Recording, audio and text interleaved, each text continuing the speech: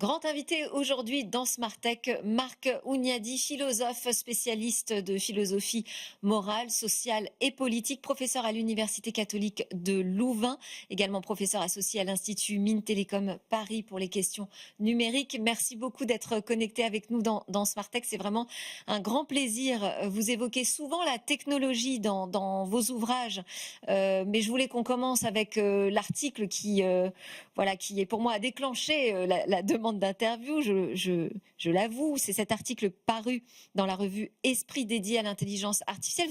Vous y parlez donc de bataille de l'esprit et vous citez ChatGPT finalement comme une technologie de l'esprit. Oui, bonjour tout d'abord. D'une manière générale, c'est très important, je pense, de caractériser, de qualifier les technologies numériques de technologies de l'esprit. C'est-à-dire que ne pas simplement les considérer au fond comme des outils extraordinairement pratiques, ce qu'ils sont aussi naturellement, et donc chaque outil remplissant au fond sa fonction, et alors on peut très facilement mesurer les avantages et les inconvénients outil par outil. Je pense qu'il faut une vision beaucoup plus globale et considérer effectivement ces technologies comme des technologies de l'esprit, par quoi je ne veux pas dire seulement que ce sont des technologies qui, au fond, remplissent des fonctions cognitives, vous voyez, celles qu'on attribue normalement à l'esprit, mais que justement c'est beaucoup plus large, c'est-à-dire que le numérique, les technologies numériques instaurent une nouvelle relation au monde, c'est-à-dire c'est une façon de se rapporter au monde. Il se trouve en effet que les technologies numériques sont de plus en plus un médiateur, une médiation obligée au monde, c'est-à-dire qu'on doit passer par le numérique pour accomplir la moindre de nos actions. Et par conséquent, c'est véritablement notre accès au monde qui est en jeu, ce que aucune technologie n'avait ni la possibilité, ni même la prétention de faire jusqu'à aujourd'hui. Mais aujourd'hui, elle s'interpose, le numérique s'interpose entre nous et le monde et développe ainsi ce que j'appellerais un méta-réflexe, qui est au fond le réflexe général de s'en remettre à une machine, dès qu'on a un problème. On voit ça, par exemple, aujourd'hui, très clairement chez les enfants, qui, dès qu'il y a un problème, une question, s'adresse soit à ChatGPT, soit un moteur de recherche, soit etc. Donc, s'adresse directement à la machine. Et je crois que d'une manière beaucoup plus c'est un réflexe qui se développe de manière beaucoup plus générale, et c'est en cela, si vous voulez, que je considère que c'est une technologie de l'esprit dans ce nouveau rapport au monde qu'il instaure, et qu'il représente une certaine forme de danger quand même, duquel il faut se protéger et dont on ne mesure pas toujours les enjeux. Oui, alors c'est vrai que aujourd'hui, pour tout, hein, vous l'avez dit, pour tout, on doit d'abord obéir aux machines, obéir aux interfaces qui nous sont imposées par des grandes plateformes, par des géants du numérique. Alors vous nous dites que quand on doit combattre un ennemi, voilà, il faut connaître ses intentions, et que le problème, c'est que les buts de la guerre menée par ces géants du numérique sont pas forcément très clairs. Pour autant, vous êtes convaincu que cette conquête de l'esprit, c'est vraiment la mère des batailles, hein. C'est comme ça que vous le définissez, et qu'aujourd'hui, vous dites, en fait, l'Union européenne, avec ses réglementations, elle se trompe finalement en essayant de protéger l'individu plutôt que l'esprit. Expliquez-nous. Oui, c'est exactement cela. C'est-à-dire que la mère des batailles, c'est cette colonisation de l'esprit. Je pense que c'est ça le but ultime visé, pour la raison simple que quel que soit le but qu'envisagent les géants du numérique, ce que j'appelle les tech-titans, et ces buts, on ne les connaît pas forcément, et peut-être qu'eux-mêmes ne les connaissent pas vraiment, et peut-être que ces buts, au fond, émergent de technologie en technologie, avec par exemple, maintenant, l'intelligence générative, eh bien, au fond, peut-être de nouveaux buts sont nés. Peu importe, quel que soit le but que ces géants poursuivent, il devra passer par la colonisation de l'esprit. C'est-à-dire que le but ultime, c'est qu'au fond, nous soyons obligés d'être connectés à ces machines en permanence, que nous soyons obligés de passer par ces machines. C'est ça que j'appelle la colonisation de l'esprit, et elle a de grandes influences, de grandes conséquences, des conséquences de longue portée sur l'esprit lui-même. Et donc, première tâche, identifier ce champ de bataille, dire c'est ça qui est en jeu, et non pas seulement justement les droits individuels. Les droits individuels, c'est l'aspect sous lequel généralement on traite les problèmes éthiques, que ce soit au niveau national, international ou en entreprise, avec les chartes éthiques, etc. Il s'agit toujours de défendre les droits et libertés, de protéger le respect de la vie privée, de protéger les données, etc. Ce qui est très bien, ce qu'il faut faire. Hein, les droits individuels sont attaqués de toutes parts, c'est évident. Donc il faut les défendre, mais ce que je dis, c'est que au fond, ce combat-là n'est pas à la hauteur de l'enjeu global, qui est celui vraiment de l'esprit. Par conséquent, toutes les mesures que prend l'Europe, par exemple, qui est immensément productrice de textes normatifs sur le numérique. Il y avait le RGPD, mais il y a le DSA, le DMA, le DGA, l'IA Act, etc., etc. Il y en a énormément. Donc tous ces textes, au fond, ne protègent les individus qu'en tant qu'ils sont utilisateurs du numérique.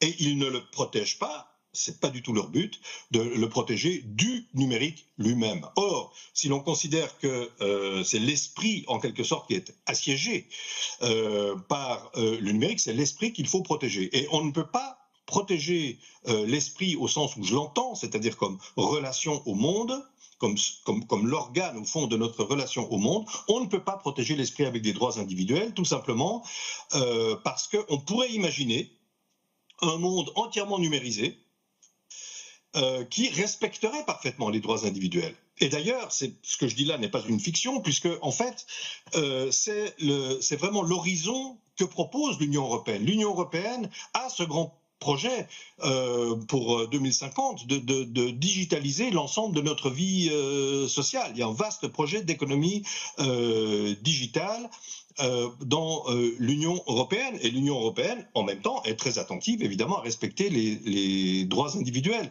Donc, c'est l'horizon que nous propose l'Union européenne. Or, je pense j'affirme même qu'on ne protégera pas l'esprit en ajoutant, par exemple, un droit individuel, pour la raison que je viens de dire, c'est-à-dire qu'on peut imaginer un monde entièrement numérisé et parfaitement respectueux des droits individuels. Et donc, il faut changer de cadre normatif. Et c'est ma proposition de proposer donc de déclarer l'esprit humain patrimoine commun de l'humanité, comme on l'a fait pour les fonds marins, avec une autorité dédiée, comme elle existe pour les fonds marins, on en a beaucoup parlé récemment, y compris avec une déclaration universelle des droits de l'esprit, qui serait au fond très différent dans son esprit, si je puis dire, de la déclaration des droits de l'homme, qui est, elle, strictement axée sur les droits individuels. Alors, effectivement, je l'ai cité dans ma présentation en introduction de l'émission. Vous avez publié une proposition de déclaration universelle des droits de l'esprit humain parue aux presses universitaires de France en 2024. Mais à quoi ressemblerait finalement un crime contre l'esprit ? C'est une très bonne question. Vous voyez, là où le crime contre l'esprit commence, c'est quand on fait de chaque utilisateur, de chaque personne, de chaque individu, ce que j'appelle un opérateur cybernétique. C'est-à-dire qu'en fait, on ne s'adresse à nous, en tant qu'utilisateur, que comme un opérateur qui doit, au fond, gérer des inputs, traiter l'information par notre comportement, par notre cerveau, et produire un output qui soit adéquat au système, qui soit conforme au système. C'est ce que j'appelle le devenir cybernétique de l'esprit. J'en prends juste un exemple, si vous voulez, avec la généralisation des QR codes à laquelle on assiste dans notre société. On sait qu'on utilise de plus en plus les QR codes. Or, les QR codes présentent cette particularité qu'ils ne sont pas déchiffrables par l'esprit humain. C'est pas comme un signe, c'est pas comme un pictogramme, c'est pas déchiffré. Il faut donc une machine pour le déchiffrer.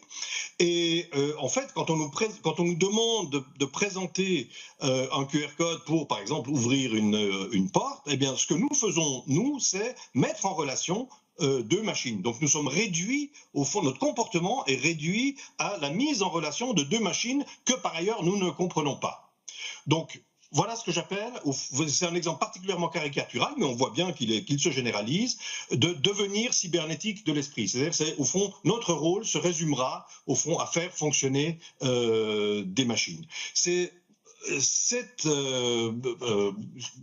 type de comportement qui se généralise, qui menace, à mes yeux, véritablement l'esprit. Et donc, c'est pourquoi une telle, si vous voulez, le cadre normatif que je propose ne peut considérer le numérique et les technologies numériques et de l'intelligence artificielle, ce que j'appelle le numérique plus, c'est-à-dire le numérique augmenté de l'intelligence artificielle, il ne peut le considérer que globalement. On ne peut le considérer que globalement, parce qu'il n'y a aucun appareil, si vous voulez, il n'y a aucun outil qui, à lui tout seul, est une menace pour l'esprit. Ce qui est une menace pour l'esprit, c'est la généralisation de ces comportements, cette espèce de méta-réflexe qui se développe, dont je parlais tout à l'heure, c'est-à-dire de sans cesse s'adresser à les machines, d'être nous-mêmes juste un opérateur de ces machines, voire de ne faire que mettre en rapport des machines. C'est donc cette généralisation du numérique comme intermédiaire obligé au monde qui représente une véritable menace pour l'esprit, et je pense que cette menace, elle est extrêmement sérieuse. Elle est extrêmement sérieuse. Et donc c'est pourquoi il faudrait en fait aussi une autorité dédiée, comme on l'a pour les fonds marins, l'AIFM, l'autorité internationale pour les fonds marins, qui au fond débattrait, rendrait problématique, réflexiviserait, si vous voulez, si je puis dire. Donc il ne s'agit pas simplement d'interdire, mais de réfléchir à l'usage de ces outils numériques. Par exemple, je prends un exemple, ChatGPT par exemple, dont l'usage se généralise, qui est une technologie absolument extraordinaire. Moi, je suis fasciné tous les jours, et donc vraiment, il faut l'admirer. Moi, je trouve qu'on l'admire pas assez, on n'explique pas assez, notamment aux jeunes, comment ça marche, etc. Ça a l'air naturel, là, on pose une question, il répond. C'est quelque chose de tout à fait extraordinaire. Mais donc je n'ai aucun problème avec cette technologie. Néanmoins, je trouve tout à fait scandaleux, alors véritablement, que ChatGPT, dont on savait pertinemment qu'il allait avoir d'immenses répercussions sur la société, sur les comportements, sur les individus, sur les professions, que ChatGPT ait pu être mis sur le marché par une simple décision de marché. Justement, vous voyez, c'est une chose, par exemple, qu'on ne fait jamais pour les produits pharmaceutiques. Les produits pharmaceutiques, une nouvelle molécule, un vaccin, etc., doit passer par des tests, tout simplement parce qu'on sait bien qu'une molécule sauvage, si vous voulez, fait du mal au corps. Eh bien, pour l'esprit, tout le monde s'en fout.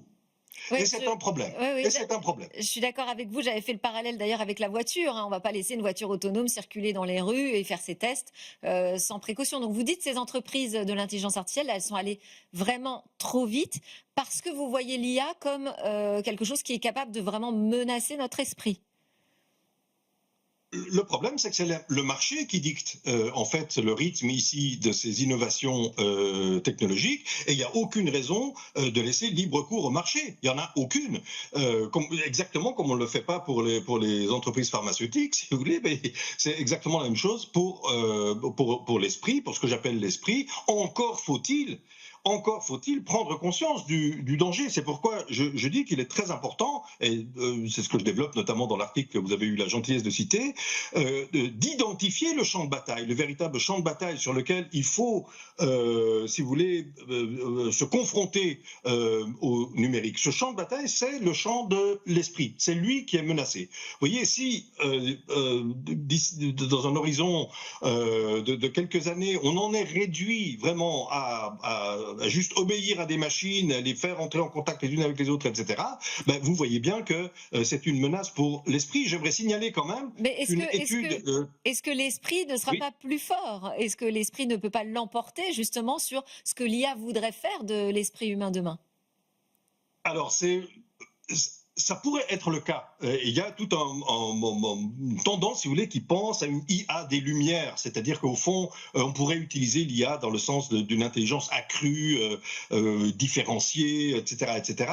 Je n'y crois pas une seconde, tout simplement parce que ce n'est absolument pas comme ça que le numérique s'impose aux gens, d'une manière générale, aux utilisateurs. Le numérique, pour le dire très vite, si vous voulez, le numérique s'est imposé à nous tout simplement parce qu'il permet de réduire les coûts.